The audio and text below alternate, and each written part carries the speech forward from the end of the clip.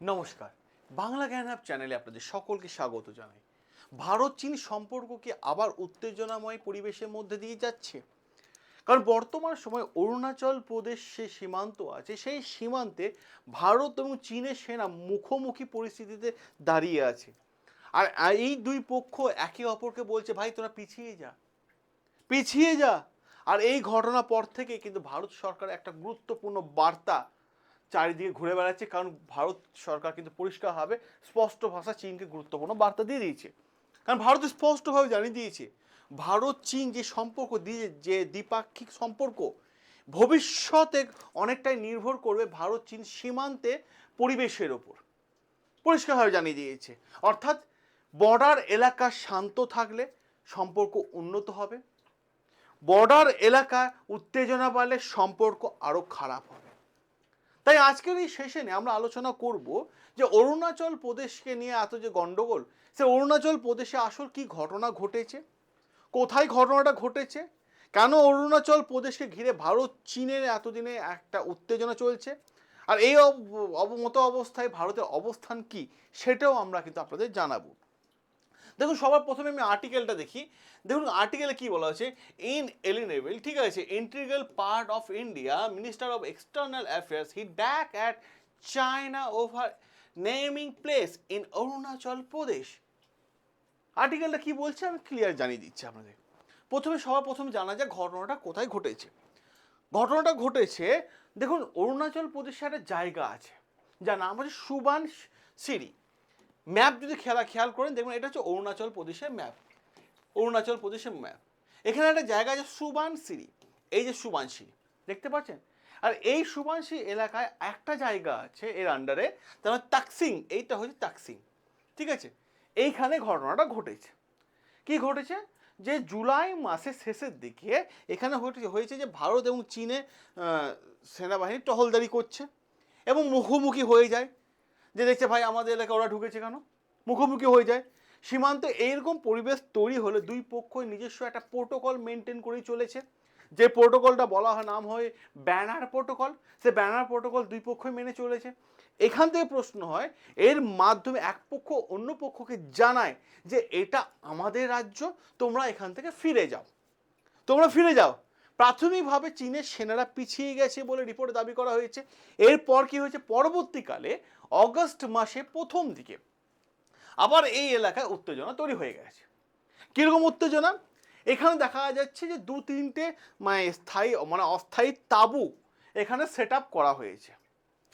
তবে এখানে গুরুত্বপূর্ণ বিষয় হলো এই তাঁবু, মানে যে বিষয় হয়েছে যে এই তাঁবুর বিষয়টা হচ্ছে যে তাঁবু স্থাপনে ভারতীয় সেনা বা ভারত সরকারের পক্ষ থেকে প্রকাশে নিশ্চিত করা হয়নি, বরং সরকারি পর্যায়ে এই দাবিকে প্রত্যাখ্যান করা হয়েছে।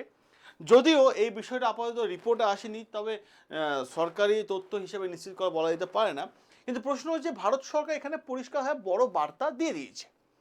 কি বার্তা দিয়েছে, দেখুন ভারতের বিদেশ মন্ত্রণালয়ের পক্ষ থেকে রণজিৎ সিং জয়সওয়াল স্যার পরিষ্কার জানিয়ে দিয়েছে যে সীমান্ত এলাকা যদি শান্তি এবং স্থিতিশীলভাবে থাকে, তা ভারত চীন সম্পর্ক আরও উন্নত হবে।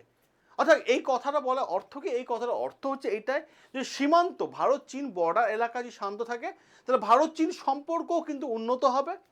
আর ভারত চীন এই সীমান্ত এলাকায় যদি অশান্ত থাকে, তাহলে ভারত চীন সম্পর্ক কিন্তু একটা নেতিবাচক প্রভাব পড়বে। কারণ ভারত এখানে স্পষ্ট করে দিয়েছে যে সীমান্তে পরিস্থিতিকে বাদ দিয়ে ভারত চীন সম্পর্ককে স্বাভাবিকভাবে এগিয়ে নিয়ে যাওয়া কোনোভাবেই সম্ভব নয়।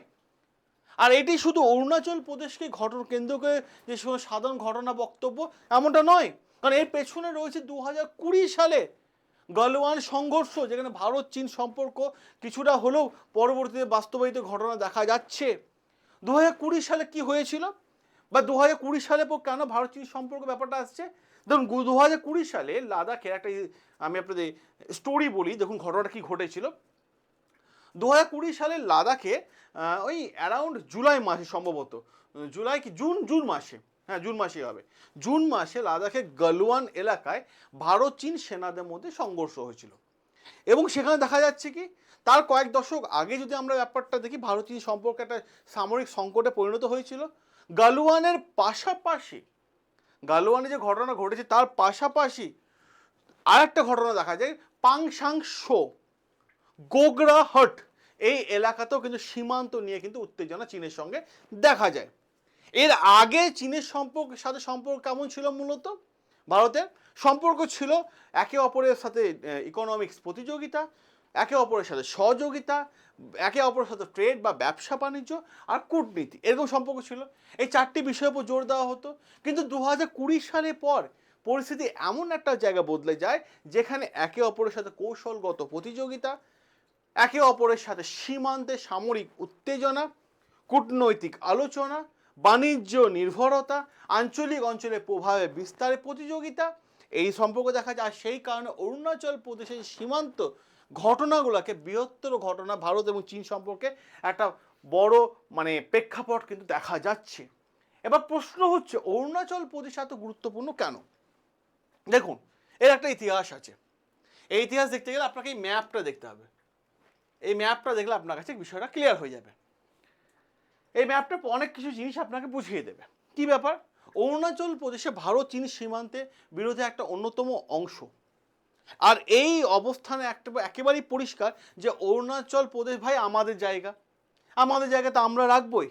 কিন্তু চীন দীর্ঘদিন ধরে দাবি করে যে অরুণাচল প্রদেশ, ঠিক আছে, অরুণাচল প্রদেশ নাকি তাদের।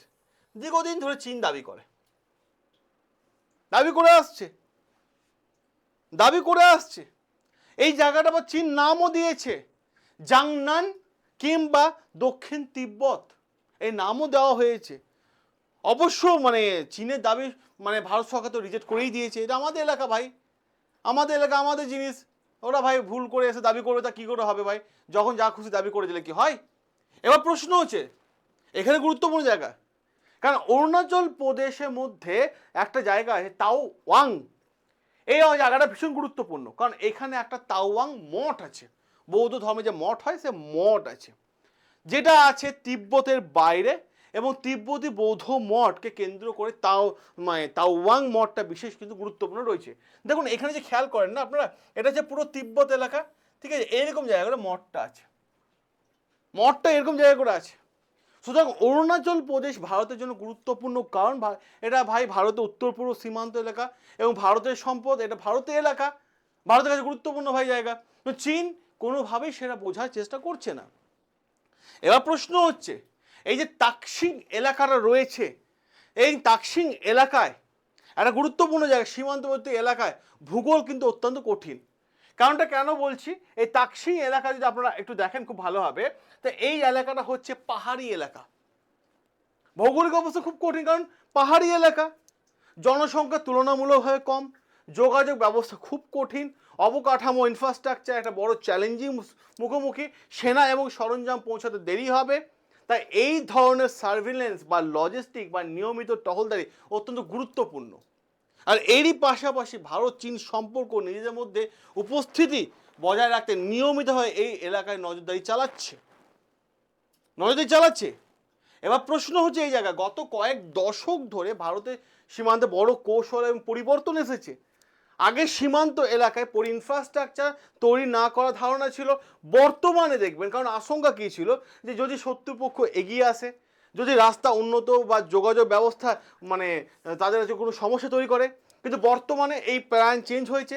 বর্তমানে সীমান্ত এলাকাগুলোতে বড় বড় ব্রিজ, টানেল, ঠিক আছে, বা আপনার বলতে নজরদারি ব্যবস্থা, সার্ভিলেন্স, সেনা মোতায়েন, প্রত্যেকটা জিনিস করা হচ্ছে। কারণ পাহাড়ি সীমান্তে গুরুত্বপূর্ণ বিষয় কি বলুন তো, কে কত দ্রুত তার সাথে সেনা এবং সামরিক সরঞ্জাম নিয়ে নির্দিষ্ট এলাকা পৌঁছাতে পারবে, এটা হচ্ছে পাহাড়ি এলাকার কাছে সবথেকে বড় গুরুত্বপূর্ণ। এবার প্রশ্ন হচ্ছে, এবং অন্যতম গুরুত্বপূর্ণ কারণ হলো ভারত এবং চীনের মধ্যে একটা চূড়ান্ত সীমান্ত চুক্তিও নেই, একটাও সীমান্ত নেই। ভারত এবং চীনের মধ্যে LAC, line of actual control, যেটা আছে সেটা আন্তর্জাতিক স্বীকৃতি চূড়ান্ত সীমান্ত নয়। দুই দেশের মধ্যে LAC অবস্থান নিয়ে একাধিকবার বিভিন্ন ধরনের দাবি উঠেছে। আর এই ধারণার মাঝেই দুই দেশে টহলদারি আরও মুখোমুখি মধ্যে পড়েছে।